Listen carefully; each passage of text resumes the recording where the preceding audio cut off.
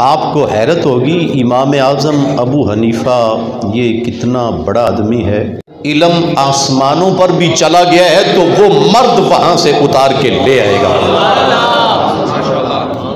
محدثین نے غور کیا وہ فارس میں پیدا ہونے والا مرد کون ہے جس کو اللہ تعالیٰ علم میں اتنی بلندی عطا فرمائے گا، تو سب کی نظریں امام اعظم ابو حنیفہ کی ذات پر آ کے ٹھہر گئی۔ قرآن اور حدیث کے حافظ 10,000 امام اعظم نے تیار فرمائے، اور صرف حافظ ہی نہیں تیار فرمائے، حافظ تو بڑے ہوتے ہیں، آپ نے 10,000 دین کے فقیہ عطا فرمائے، دین کے فقیہ عطا فرمائے۔ فقیہ کون ہوتا ہے؟ فقیہ وہ ہوتا ہے جہاں حافظ کی نظر نہیں پہنچتی وہاں فقیہ پہنچ جاتا ہے۔ طالب علم پڑھ رہا تھا استاد کے پاس، طالب علم پڑھ رہا، اور استاد بھی اپنے دور کا بہت بڑا عالم حافظ الحدیث حضرت امام اعمش رضی اللہ تعالیٰ عنہ،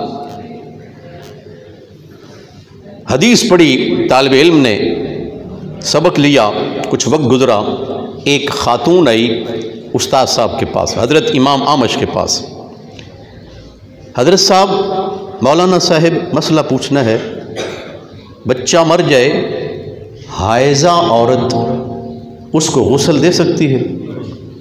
ایک بچہ فوت ہو گیا، عورت حیض سے ہے، کیا وہ اس کو غسل دے سکتی ہے؟ استاد جی تو چپ ہو گئے، وہ طالب علم بولا دے سکتی ہے۔ استاد نے حیرت سے دیکھا، اوے کاکا تم مسئلے بتا رہے ہو، میرے ہوتے ہوئے مسئلے بتا رہے ہو تم، کہاں سے پڑھا تم نے؟ جی آپ ہی نے بتایا تھا۔ میں نے؟ کیسے؟ آپ نے وہ حدیث نہیں سنائی تھی مجھے کہ ساری امت کی اماں جان حضرت سیدہ عائشہ صدیقہ رضی اللہ عنہا فرماتی ہیں حضور اعتکاف میں ہوتے تھے، آپ اعتکاف میں ہوتے تھے اور مسجد میں رہتے ہوئے آپ دروازے سے میرے حجرے کی طرف سر انور نکالتے۔ اماں جان فرماتی ہیں حضور میرے حجرے میں اپنا سر انور نکالتے، میں آپ کے سر کو دھو دیتی، تیل کنگھی بھی کر دیا کرتی جبکہ میں حیض سے ہوتی، یہ آپ ہی نے تو بتایا تھا۔ استاد صاحب خوشی میں جھوم گئے اور طالب علم کا متھا چوما، اسی کا نام ابو حنیفہ ہے۔ امام اعمش کہنے لگے واہ ابو حنیفہ، لطف آ گیا، مزہ آ گیا، حدیثیں ہم نے یاد کی ہیں اور حدیث کا مفہوم اللہ نے تمہیں سمجھایا ہے۔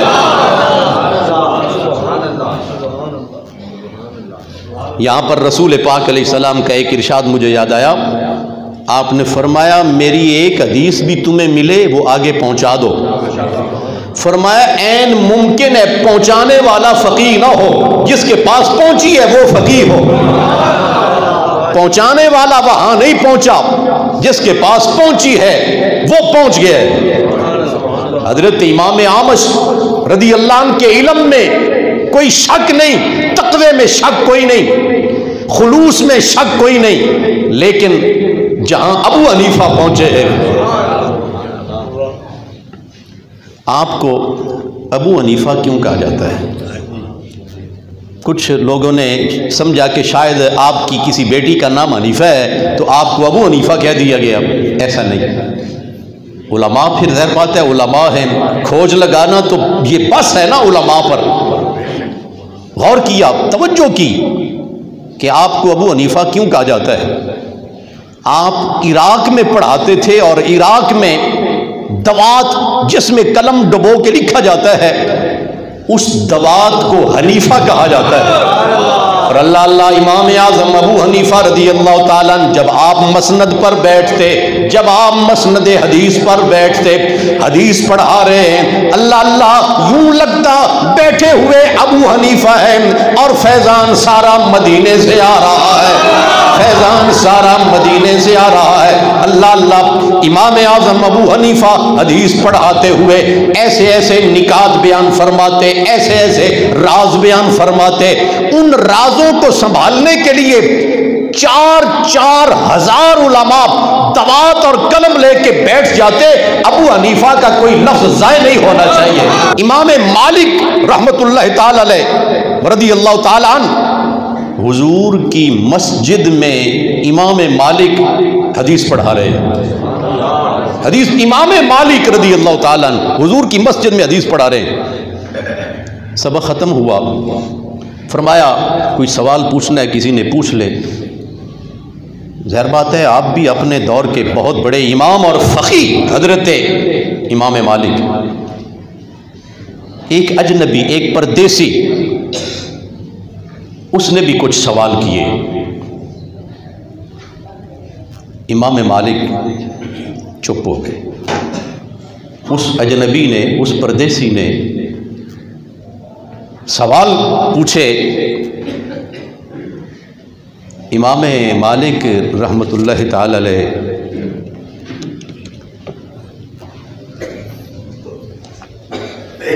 آپ نے سوال اس پر کر دیا، اس اجنبی پر۔ اس اجنبی نے بڑی تسلی کے ساتھ، بڑے اطمینان کے ساتھ انتہائی جامع جواب دیا۔ خوش ہوئے امام مالک، لیکن ظاہر بات ہے طلباء میں آپ بیٹھے ہوئے تھے تو اس اجنبی کا سوال کرنا ذرا اچھا نہ لگا آپ کو۔ پوچھا کہاں سے آئے ہو؟ اس آنے والے نے کہا میں کوفے سے آیا ہوں۔ کہا کوفی تو سارے منافق ہوتے ہیں؟ امام مالک نے فرمایا کوفی تو سارے منافق ہوتے ہیں۔ اس آنے والے نے کہا کہ میں ایک آیت پڑھتا ہوں، آپ میری اصلاح کر دیں، میری اصلاح فرما دیں۔ اب قرآن سنیں تو آپ اس نقطے پر پہنچیں گے، وَمِمَّنْ حَوْلَكُمْ مِنَ الْأَعْرَابِ مُنَافِقُونَ وَمِمَّنْ حَوْلَكُمْ مِنَ الْأَعْرَابِ مُنَافِقُونَ۔ تمہارے آس، یہ ظاہر بات ہے آیت قرآن کی اترا مصطفیٰ کریم پر، رب تعالیٰ نے فرمایا تمہارے آس پاس دیہاتوں میں رہنے والے لوگ کچھ منافق ہیں۔ وَمِمَّنْ حَوْلَكُمْ مِنَ الْأَعْرَابِ مُنَافِقُونَ وَمِنْ أَهْلِ الْمَدِينَةِ۔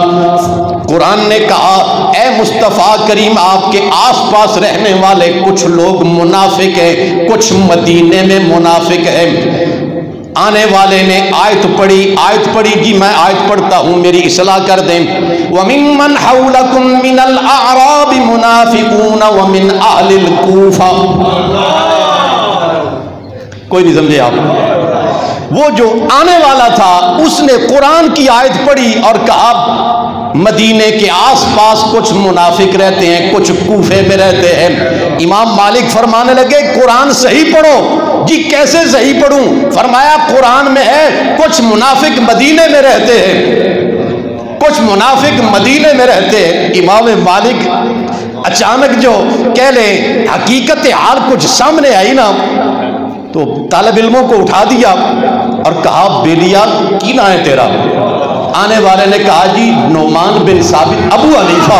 اب وہ کوئی امام مالک کو تو نہیں کہہ رہے تھے، یہ تو قرآن پاک کی بات ہے۔ مصطفیٰ کریم علیہ السلام کے دور میں منافق ہوتے تھے، مدینہ میں بھی باہر بھی۔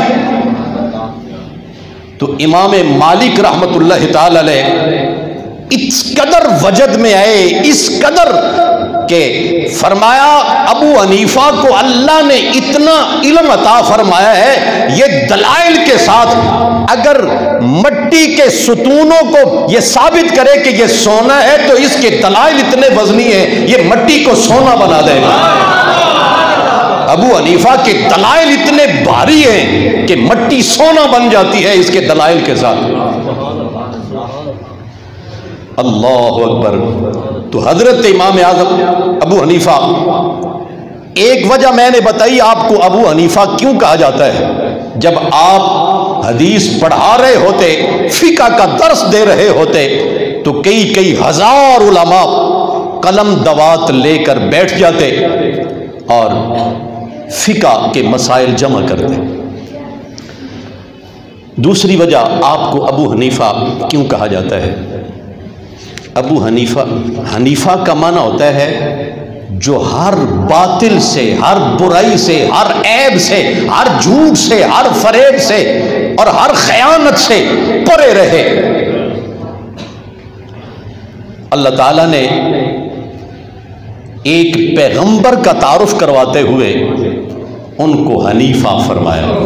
ایک پیغمبر کا تعارف، قرآن سنے مزہ آئے گا۔ فرمایا ما کان ابراہیم یہودیا ولا نصرانیا ولکن کان حنیفا مسلما۔ فرمایا ہر باطل سے جدا تھے، ہر باطل سے جدا تھے اور مسلمان تھے۔ رب تعالیٰ نے اپنے خلیل کا تعارف کروایا تو فرمایا وہ ہر باطل سے جدا تھے۔ تو امام اعظم ابو حنیفہ کو ابو حنیفہ بھی اس لیے کہا جاتا ہے، اللہ اکبر، رب تعالیٰ نے انہیں ہر لغزش سے بچا لیا ہے۔ نادان ہے جو امام اعظم ابو حنیفہ کی فقہ پر انگلی اٹھاتا ہے۔ ولیوں کے سلطان داتا گنج بخش فرماتے ہیں میں نے مصطفیٰ کی گود میں ایک بابے کو دیکھا۔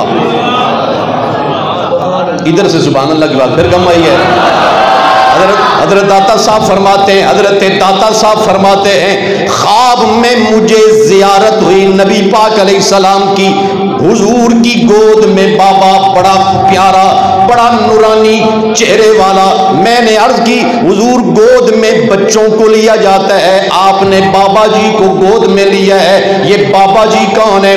نبی پاک علیہ السلام نے فرمایا یہ تیرے امام ابو حنیفہ ہے۔ فرمایا تیرے ہم وطنوں کے امام ابو حنیفہ ہیں۔ یہ تو مصطفیٰ کریم علیہ السلام نے خواب میں جواب دیا نا، آگے تبصرہ داتا صاحب کا، تبصرہ داتا صاحب کا۔ داتا صاحب فرماتے ہیں کوئی بزرگ بچے کا ہاتھ پکڑ کر اس کو اپنے ساتھ لے کے چل رہا ہو، کانٹا پھر بھی چبھ سکتا ہے، بچے کو کانٹا پھر بھی چبھ سکتا ہے، روڑا پڑا ہو ٹھڈا پھر بھی لگ سکتا ہے۔ مصطفیٰ کریم علیہ السلام نے صرف ہاتھ نہیں پکڑا کہ چلو ابو حنیفہ کو ہماری پناہ حاصل رہے۔ فرمایا یہ داتا صاحب کا تبصرہ ہے، نبی پاک علیہ السلام نے بتا دیا ابو حنیفہ اپنی مرضی سے نہیں چل رہا، ہم چلا رہے ہیں تو چل رہا ہے۔ اور اللہ اکبر، لطف کی بات یاد آئی، بڑے بڑے آئمہ نے، جلیل القدر آئمہ نے فرمایا بندہ وضو کرے، وضو کے پانی کی چھینٹیں کپڑوں پر پڑ جائیں، اچھا نہیں ہے ایسا ہو، لیکن کپڑے ناپاک نہیں ہوں گے۔ لیکن امام اعظم رحمت اللہ تعالی علیہ نے ایک موقع پر فرمایا کہ وہ کپڑے ٹھیک نہیں رہیں گے۔ سب حیرت سے کہ اتنا بڑا امام اور اس قدر مشکل میں ڈال دیا۔ اس کی وجہ بیان فرمائی علماء نے۔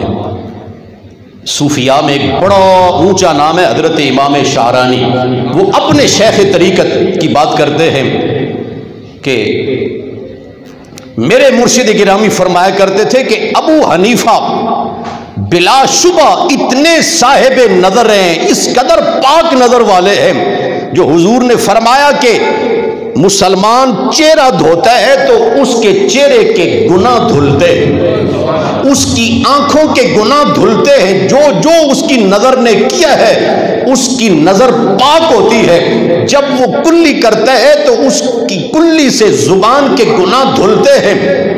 تو حضرت امام شعرانی کے شیخ علی خواص فرماتے ہیں کہ امام اعظم ابو حنیفہ ان ہستیوں میں سے ہیں کہ وضو کے پانی سے جو گناہ دھلتے تھے انہیں ان گناہوں کی شکلیں نظر آتی تھی، انہیں ان گناہوں کی شکلیں نظر آتی۔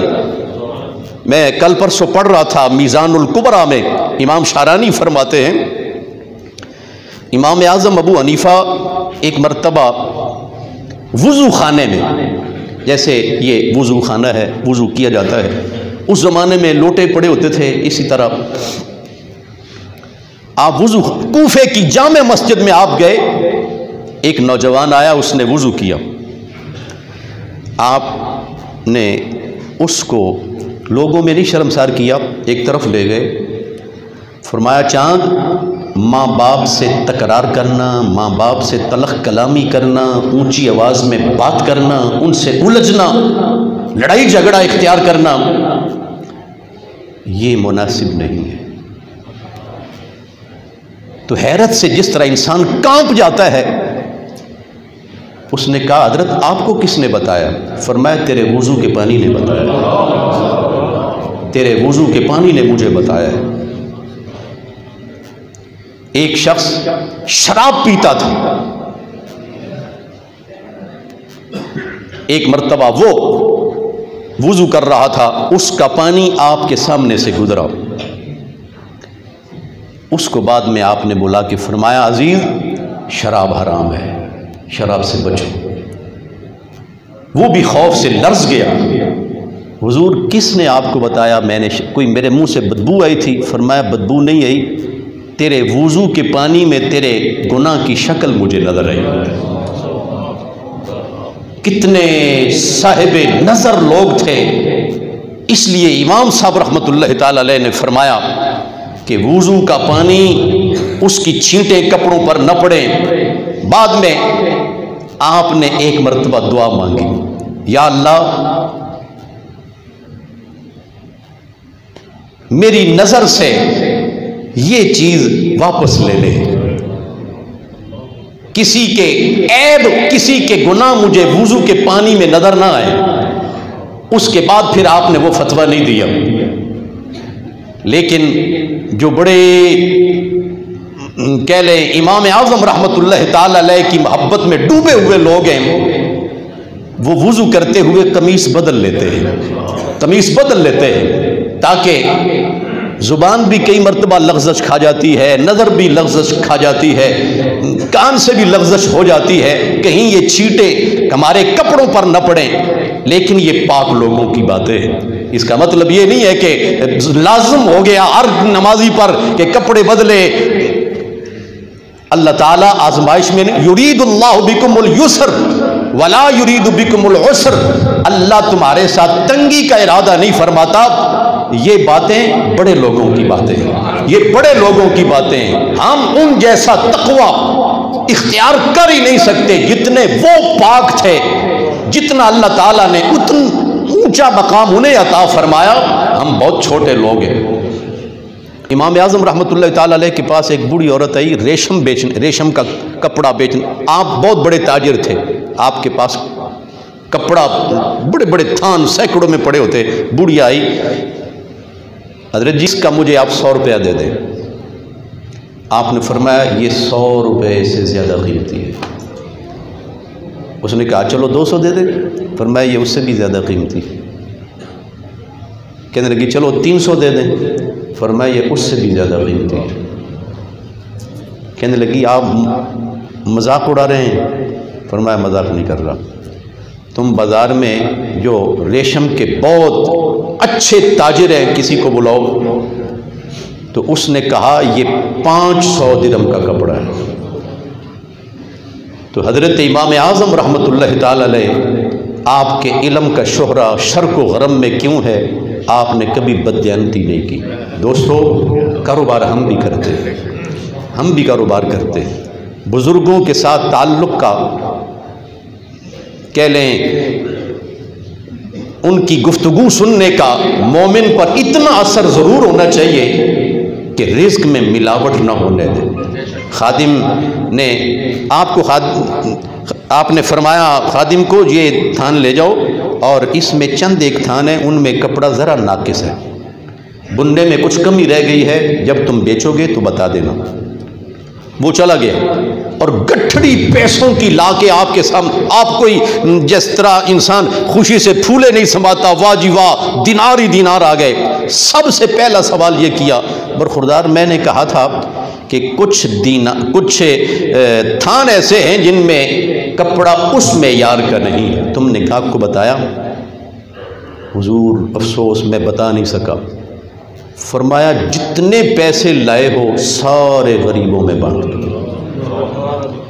اب 2-4 گز ہی اس میں کہہ لیں کوئی ناقص کپڑا تھا، باقی تو بالکل ٹھیک تھا، کچھ پیسے صدقہ دے دیا جاتا تو گزارا ہو سکتا تھا، لیکن آپ نے فرمایا جتنا پیسہ آیا ہے یہ سارے کا سارا یہ غریبوں میں تقسیم کر دو، اس لیے کہ اب یہ سارا ابو حنیفہ کے لیے جائز نہیں ہے۔ دوستو، انہوں نے ریاضت میں کمی کوئی نہیں کی، انہوں نے تلاوت میں کمی کوئی نہیں کی، اور انہوں نے تجارت میں احتیاط کرنے میں بھی کمی کوئی نہیں کی۔ علماء ان کے علم کو دیکھیں، تاجر حضرات ان کا انداز تجارت دیکھیں، وہ اتنے بڑے لوگ ہیں، انہیں اللہ تعالیٰ نے علم کا مینار بنایا ہے، 13 صدیاں گزر گئیں اور وہ مینار آج بھی روشنی دے رہا ہے۔ اللہ تعالیٰ ہمیں ان پاک لوگوں کا نقشہ قدم نصیب فرمائے، آمین ثم آمین۔